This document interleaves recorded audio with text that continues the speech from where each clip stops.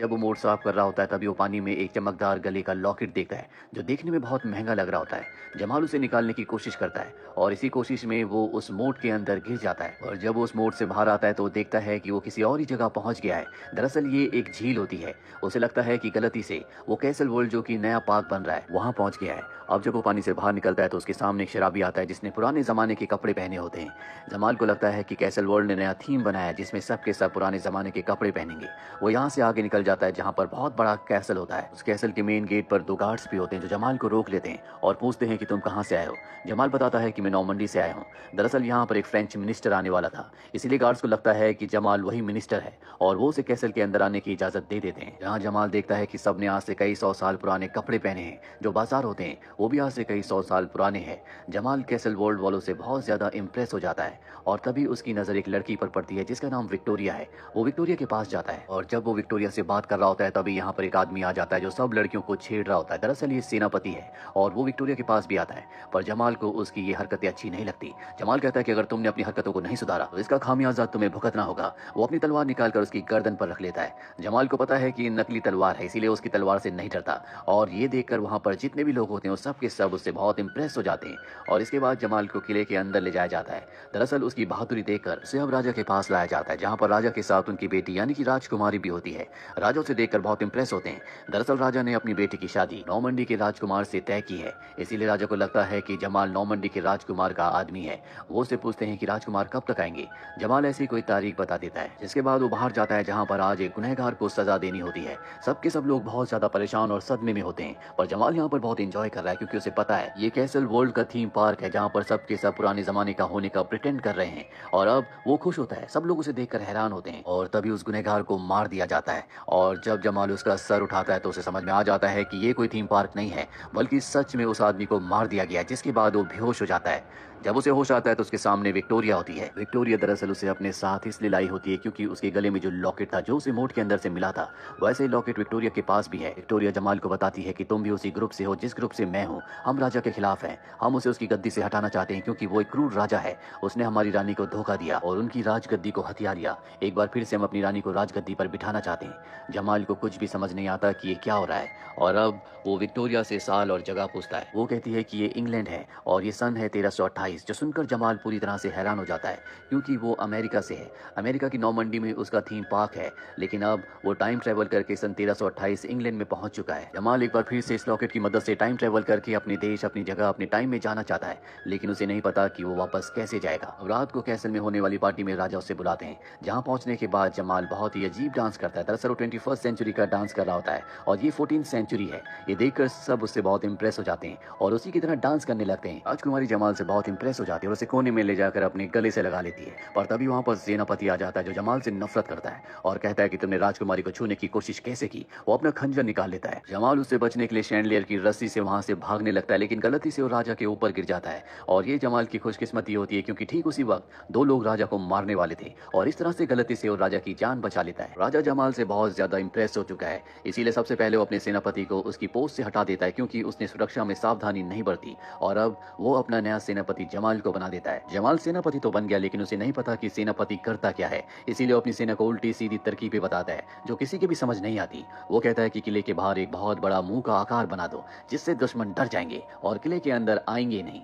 अब अगले दिन जमाल अपने राजा के साथ एक किसान के घर जाता है। किसान के ऊपर इल्जाम होता है कि उसने राजा के खेत से एक शलगम चुराई है। किसान अपना जुर्म कबूल कर लेता है। राजा कहता है कि इसने मेरे खेत से शलगम चुराई है, इसीलिए इसका सर धड़ से अलग कर दिया जाएगा और अब ये जिम्मेदारी और किसी की नहीं बल्कि सेनापति जमाल की है। राजा के वहां से जाने के बाद जमाल उस किसान को कुछ पैसे देता है और कहता है कि तुम इस राज्य को छोड़कर चले जाओ, नहीं तो राजा तुम्हें शलगम चुराने के इल्जाम में सजाए मौत दे देगा। वो किसान वहां से निकल जाता है। जमाल को यहाँ पर कुछ भी समझ नहीं आ रहा होता कि उसे क्या करना है, कैसे करना है। वो बस अपने वक्त में अपने देश वापस जाना चाहता है।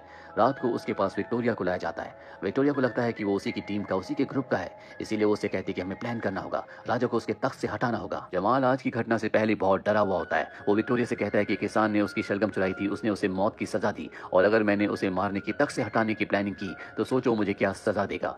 विक्टोरिया उसे कहती है कि तुम बुज़दिल हो और वहां से चली जाती है। और कुछ ही देर बाद जब उसके कमरे में अंधेरा होता है तो विक्टोरिया एक बार फिर से वापस आती है। जमाल उसे पहले से पसंद करता था, इसीलिए उसके बहुत करीब आ जाता है और रात को उसी के साथ सो जाता है। अगली सुबह हमें किले के बाहर दिखाया जाता है जहां पर नॉर्मंडी से वो आदमी आ जाता है जिसका सब इंतजार कर रहे थे, जो कि राजकुमार का आदमी है। राजा समझ जाता है कि जमाल ने उसे धोखा दिया है, इसीलिए नॉर्मंडी के उस आदमी के साथ और अपने कुछ खास लोगों के साथ वो जमाल के कमरे में जाता है और देखकर हैरान हो जाता है कि उसके साथ उसी की बेटी यानी कि राजकुमारी सो रही है। दरअसल रात को उसके कमरे में विक्टोरिया नहीं बल्कि राजकुमारी आई थी, जिसके बारे में जमाल को खुद भी कुछ पता नहीं होता। फ्रांस की नॉर्मंडी से आया हुआ वो आदमी जब ये सब कुछ देखता है तो कहता है कि हम राजकुमारी का राजकुमार से रिश्ता तोड़ते हैं। राजा को अब जमाल पर बहुत गुस्सा आ जाता है, जिसके बाद जमाल को उन्हीं दो कैदियों के साथ बंद कर दिया जाता है जो राजा को मारना चाहते थे और जमाल की वजह से राजा की जान बच गई थी। अगली सुबह इन सब को सजाए मौत देनी है और जब जमाल की बारी आती है तो जमाल कहता है कि मैं भविष्य से आया हूँ, अगर किसी ने मुझे कुछ किया तो मैं यहाँ पर तबाही ले आऊंगा क्योंकि मैं एक जादूगर हूँ। वो अपनी जेब से लाइटर भी निकाल कर सबको जलाकर दिखाना चाहता है क्योंकि लाइटर इस दुनिया में इस वक्त में नहीं होता और अगर उसने लाइटर जला दिया तो सब उससे डर जाएंगे। पर उसकी किस्मत अच्छी नहीं होती, उसका लाइटर जलता ही नहीं है और अब उसका सर कलम होने वाला होता है कि तभी जो सर कलम करने वाला वहां पर गार्ड होता है, उसके गले में सेब अटक जाता है और सबको लगता है कि जमाल एक असली जादूगर है, उसी ने अपने जादू से ऐसा किया है। सब लोग उससे डरने लगते हैं और तभी जलते हुए तीर आसमान से बरसने लगते हैं। दरअसल बाहर वो लोग होते हैं जिनके लोगों को यहाँ पर सजाए मौत दी जा रही होती है, जो लोग बंदी होते हैं। ये वही ग्रुप है जिस ग्रुप की विक्टोरिया है और विक्टोरिया भी जमाल को अपना ही ग्रुप का समझती है, इसीलिए वो जमाल और उन दोनों लोगों को जिन्होंने राजा को मारने की साजिश की थी यहाँ से लेकर किले से बाहर निकल जाती है। और अब बाहर आने के बाद जमाल उस आदमी से मिलता है जो झील से निकलने के बाद पहली बार उसे मिला था, जो कि शराबी है। जमाल को पता चलता है कि ये बहुत बड़ा योद्धा है, पहले रानी का सबसे खास सिपाही यानी कि उसका सेनापति हुआ करता था और जब राजा ने धोखे से रानी की राजगद्दी को हथियाया तो उसने उसके वफादार सेनापति को भी निकाल दिया, जिसके बाद उसने अपने आप को शराब में डुबा लिया। अगले दिन जमाल देखता है कि सेनापति को 3 लोग परेशान कर रहे हैं। वो उनसे लड़ने की कोशिश करता है पर वो जमाल को मारने लगते हैं। सेनापति का खोया हुआ सोया हुआ जमीर जाग उठता है, वो उन तीनों को मारकर वहां से भगा देता है और अब जमाल सेनापति को लेकर उस जगह आता है जहां पर सारे बागी होते हैं। पर ये देखते हैं कि राजा के लोगों ने यहाँ पर तबाही मचा दी होती है, साथ ही वो विक्टोरिया को पकड़कर ले गए होते हैं। सब के सब हताश हो जाते हैं पर तभी रानी जो इन्हीं के बीच में छुप कर रह रही होती है वो अपना नकाब हटाती है और कहती है कि हमें राजा के अत्याचार को खत्म करना होगा, हम सबको मिलकर लड़ना होगा। और अब ये सब के सब किले के ऊपर हमला करने की तैयारी करना शुरू कर देते हैं और जल्दी वो दिन आता है जब ये किले के ऊपर हमला करते हैं। ये राजा के सिपाहियों से लड़ते हैं और उनसे जीतना इतना आसान नहीं है और जब रानी की सेना वीक हो रही होती है तभी घोड़े पर एक ब्लैक नाइट आता है। दरअसल इस जगह एक ब्लैक नाइट की कहानी बहुत मशहूर है जो अपने मुंह से आग निकालता है, उसका कोई भी सामना नहीं कर सकता और ब्लैक नाइट को देखने के बाद जो अपने मुंह से आग के शोले भी निकाल रहा होता है, सबके सब लोग उससे डरने लगते हैं। राजा के सिपाही पीछे हटने लगते हैं पर तभी गलती से ब्लैक नाइट एक लकड़ी से टकरा कर नीचे गिर जाता है और उसका हेलमेट भी उतर जाता है और ये कोई ब्लैक नाइट नहीं बल्कि ये जमाल होता है। दरअसल जमाल ने भी उस ब्लैक नाइट की कहानी सुनी थी जिसके सामने कभी कोई नहीं टिक पाता, इसीलिए उस भेष में आ गया था और अब सबको पता चल चुका है कि ये जमाल है। वहीं किले के ऊपर हमें राजा को दिखाया जाता है जो अपने पुराने सेनापति के साथ होता है। वो उसे ऑर्डर देता है कि तुम जमाल को मार दो, पर सेनापति राजा को ऊपर से नीचे फेंक देता है और खुद को राजा घोषित कर देता है। उसके पास विक्टोरिया भी होती है और जब जमाल विक्टोरिया की आवाज सुनता है तो वो उसे बचाने के लिए किले के ऊपर जाता है जहाँ पर वो सेनापति से लड़ता है। जमाल ने युद्ध की प्रैक्टिस पहले से कर ली थी, इसीलिए सेनापति पर वो पूरी तरह से हावी होकर उसे हरा देता है और साथ ही विक्टोरिया को भी आजाद कर देता है। सेनापति अब भी जिंदा है और इस मौके का फायदा उठाकर वो तलवार उठा लेता है। जमाल उसके सामने है पर इससे पहले कि वो जमाल को मारता, रानी का जो सेनापति होता है जो नीचे होता है वो उसे नीचे से तीर मार देता है और इस तरह से रानी की जीत होती है। उसे अपना किला एक बार फिर से वापस मिल चुका है। जमाल सबके लिए अब यहाँ पर हीरो बन चुका है पर वो समझ चुका है कि उसका काम यहाँ पर खत्म हो गया, इसीलिए वो विक्टोरिया को अलविदा कहता है और अगले पल उसकी आंखें खुलती हैं 21st सेंचुरी में, जहाँ पर उसे बताया जाता है कि वो गिरकर बेहोश हो गया था। पर जमाल को पूरा यकीन है कि वो टाइम ट्रैवल करके 14th सेंचुरी में गया था और अब उसे पता है कि उसे अपने थीम पार्क को किस तरह से डिजाइन करना है। दरअसल वो अपने थीम पार्क को उसी तरह से डिजाइन करता है जिस तरह से 14th सेंचुरी में लोग रहा करते थे, जिसके बाद इनका थीम पार्क बहुत ज्यादा चलने लगता है। अब एक दिन इनके थीम पार्क में एक लड़की आती है जिसका नाम निकोल होता है और जब वो जमाल को देखती है तो अपने आप ही उसकी तरफ खींची चली जाती है।